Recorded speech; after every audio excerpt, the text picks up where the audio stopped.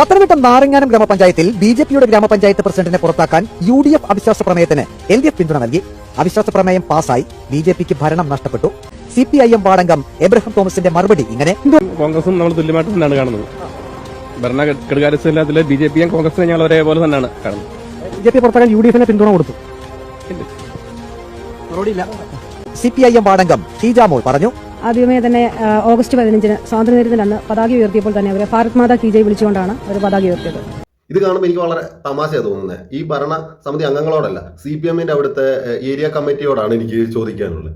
പറയാനുള്ള കാരണം, അത്രയ്ക്ക് ബാലിശമായിട്ടുള്ള ഏരിയ കമ്മിറ്റിയാണ് അവിടെ പ്രവർത്തിക്കുന്നത്. ഒരു പഞ്ചായത്തിന്റെ ഭരണം നഷ്ടമാകുന്നു, അത് BJP-യുടെ, അത് ആരുടെ ആയിക്കോട്ടെ, നഷ്ടമാകാനുള്ള കാരണം, അല്ല നഷ്ടമാക്കുന്നതിന്റെ ഒരു കാരണം, ആഗസ്റ്റ് 15 എന്താ പറയുക, ഭാരത് മാതാക്കി വിളിച്ചതിനെതിരെ നിങ്ങളുടെ നില ഒന്നും കൂടെ മെച്ചപ്പെടുത്തണം. നിങ്ങളുടെ പഞ്ചായത്ത് അംഗങ്ങൾ എന്താണെന്നുള്ളതിൻ്റെ ഭൗതികമായിട്ടുള്ള അറിവ് പകർന്നു കൊടുക്കണം. അല്ലെങ്കിൽ നാളെ തന്നെ CPM-ന് തന്നെയായിരിക്കും ഇതിൻ്റെയൊക്കെ വളരെ വലിയ ദോഷങ്ങൾ അനുഭവിക്കേണ്ടത്.